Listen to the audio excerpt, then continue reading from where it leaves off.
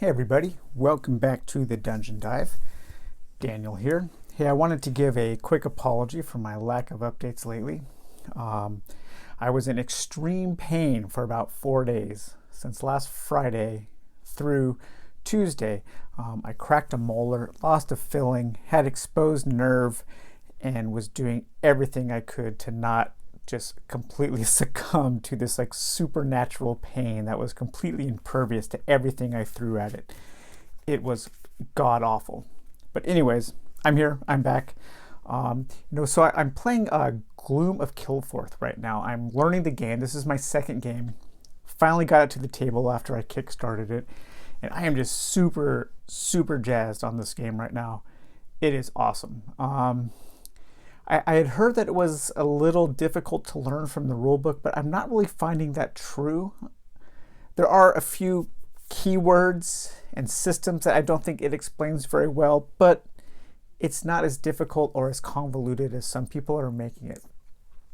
So basically, I just wanted to give a really just an overview of this game right now while I'm super into it. Don't consider this a full review or a full take a look at or anything. I don't know if I'll do a full playthrough for this game because it is rather long, but this game is awesome. If you like games like Talisman or Runebound, or even a newer game like Dungeon Degenerates, Hand of Doom, Fallout, any kind of overland questing game, of Dreams and Shadows, any game like that, like a Ameritrashy kind of threat management, questing, fantasy adventure game, I highly recommend the Gloom of Kilforth. First of all, is the art. People have said it before, but it cannot be overstated how absolutely gorgeous the art is. Every single card in the game has unique art, and most of it is absolutely incredible. This is the big boss I'm working against right now, the Marquis of Pain. And the characters are great. The backgrounds are fantastic. The places, let's see, here's a place called the Well of Essence. Just every single card is a unique piece of art, and it's amazing looking. And there are a ton of cards. And considering how much I'm liking this game right now, I absolutely cannot wait for the expansions later this year. So I'll just give a brief overview. So here's my character. Your character consists of a class and a race, and I chose at random. So we've got the I was a half-elf wizard. This token here just represents that I've already used my once per game ability for that card. And when you create your character, you also pick a saga. And a saga is the story that you're playing through for that character. And the saga gives you direction. So the map is laid out here in a 5x5 grid with Sprawl City in the center. This is the starting point. So all of these are different locations throughout the game. And as the game plays, they're turning from their good side over to their gloom side as the evil of the boss permeates throughout the world, taking it over. And you have to stop him before he takes over the whole world. But your saga that you pick has 4 chapters. And this kind of gives you a direction of how you're going to explore the world and the different encounters you're going to be searching out. Because to go through, to solve each chapter, you have to have encounters and collect cards with certain keywords. So I'm on chapter 3 here. And to complete this, I have to do an action called the Regale action. I have to spend a certain amount of gold. And then I also have to have cards either in play, which means they're face up in front of me, or from my hand that have keywords spell, enemy, and title. So that's what I'm trying to collect for this chapter. So the way you do that is you go around the board and you have certain encounters with different characters. So for instance, this guy here, he is a stranger, and he has the keywords noble and plains. When he's on the map, he has a weakness of martial. So if I had the trait martial, I could conquer him without having to do one of these tests. So then you have these tests on the side, and they kind of dictate what you need to roll. So in this game, you have a pool of dice, you roll, and every 5 or 6 counts as a success. So if I wanted to fight this farmer, I would do a fight check. I would look at my fight here, which is 2, plus nothing from my class, so just 2. So I would roll 2 dice, and I would need 3 successes. And those are cumulative. So throughout the day, this game has days and night phases. You can add to your total successes for each time you test during the day. And then you can also do a sneaking ability, a sneaking test, or an influence test. So he's much easier to influence.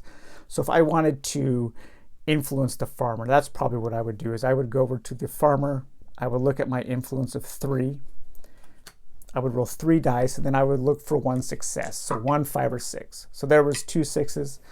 So I would succeed in influencing the farmer, and then as a reward, I could loot the area, I could take gold, and then I could take him into my hand. Now when cards come into your hand, they come in as rumors. So this is my hand of cards right now. These are all the rumors that I know of. These are plot cards. Plot cards come out as the boss grows in power, and you have to stop these before you fight the boss, or each one that's in play, each one that's on the map, will give the boss a certain bonus, and they're very deadly. These 2 cards are rumors that I've collected throughout the game. When you take a card from the board or from one of the reward decks, you draw it into your hand as a rumor. And then you have to go to the area that it dictates. So this one I have to go to Spine Ridge Pass. This one I have to go to the Dead Swamp. And then you have to take a discover action to turn this rumor into an asset. And once you turn it into an asset, you play it in front of your character, and then you can use the ability of that card. So it's really cool because you're going around the world, you are discovering encounters, you are trying to defeat those encounters, but you don't just get the reward from that encounter right away. You get a rumor of what that might lead to. And as you're doing all of that, as you're going from place to place, looking for certain keywords, you really do feel like you're developing a story, because you want to go through your saga, you want to go through your chapter, and each chapter has a little bit of flavor text.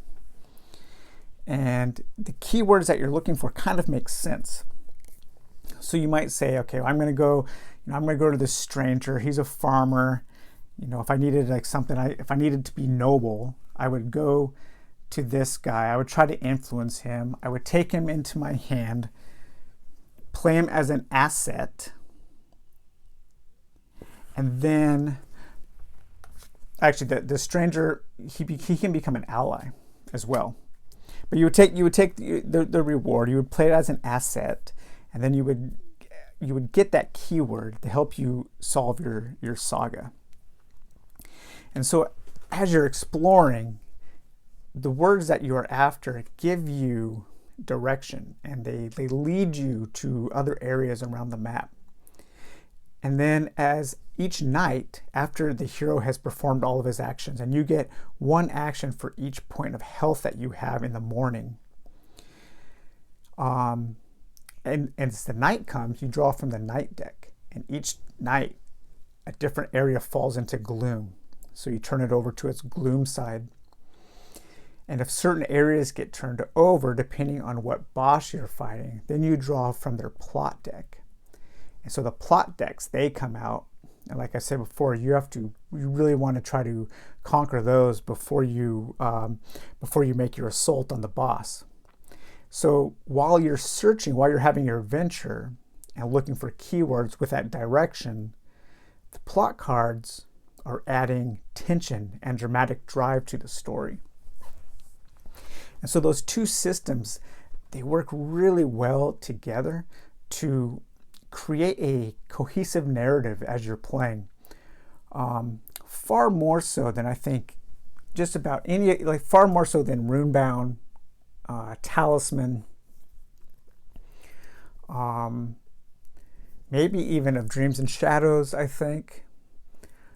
Fallout does a good job of doing that, but I think this is a better game than Fallout. Legends of Andor does it too, to an extent, but these two games are quite different. This is definitely an Ameritrash game. So yeah, I just wanted to do a quick video, get back on the horse with making the uploads, and just kind of go over this game right now because I'm absolutely loving it. Marco Wargamer, one of my favorite YouTube guys, he liked the game, but he didn't love it. He didn't think it was anything special. But I really do. I really think the keyword system and the way that works and the way that directs the hero to go to different locations, to search for different kinds of encounters, and that in conjunction with the night cards and the plot cards really does a fantastic job of creating a story. And you have to connect the dots yourself, but it gives you a lot of really, really great dots to connect. So I just want to show you some more of the art. So this is the ally deck. So when you beat a stranger, or when you conquer a stranger, you can trade in that stranger and he or she can become an ally. So these are the different, some of the different allies. And the characters are just wonderful, really diverse in their appearances. They can be beautiful, but not over sexualized like so much fantasy art is. Both the men and the women characters are really cool looking. Wow, look at that, a dog ninja. I've never seen that guy before. Definitely want to try to get him at some point. And all of the art was done by the same person, and I sadly cannot remember her name offhand. Ania Krachowska. Shuffle these back up. I know this is probably really bothering a lot of people because I don't sleeve my cards and I'm riffle shuffling. Oh well. And then so like these are, so there are 4 different lands in the game. You have forests, mountains, badlands, and plains. And as you move throughout the map, this is the deck of encounters that you will draw from. So there's quite a few on each. These are the titles you can gain. These are items, spells, allies, and then you also have this bag of loot. So when you conquer something, you can choose to grab loot and you pull out from this bag here. And the loot can be anything from gold to, so here's some of the other things I found already. So potions to gain health. This is cool, a lantern. So you can just use this token as a search action. So you don't have to give up one of your action points if you have a lantern. You can just trade this in to get a free search. Similarly, we have a pony, so you can use this as a move action. Or a map, you can use this and you can relocate to any Badlands location. So there's lots of variety in the loot. I was a little disappointed when I saw that a lot of the loot was just little tokens. But then I saw how that loot is used in the game. So I have one now. I have a vendor.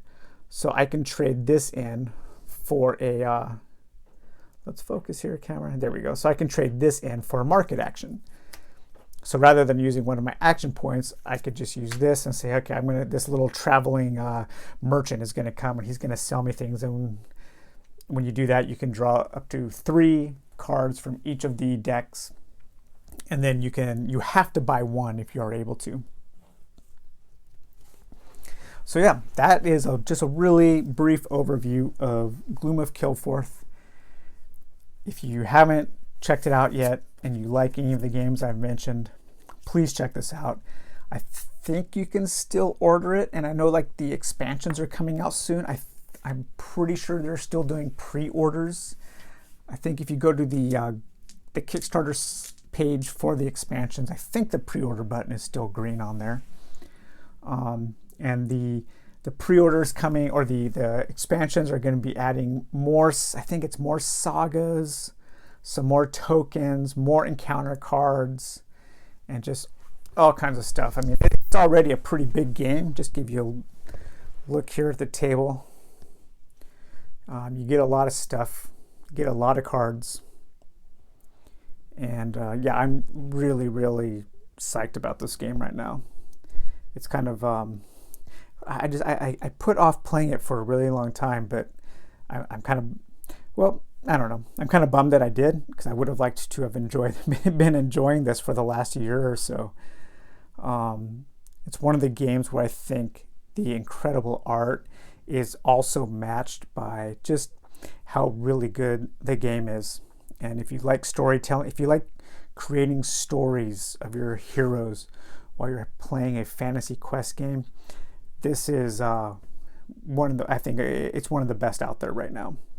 So, all right, well, hope you enjoyed this little video, and we'll talk to you guys later. Bye-bye.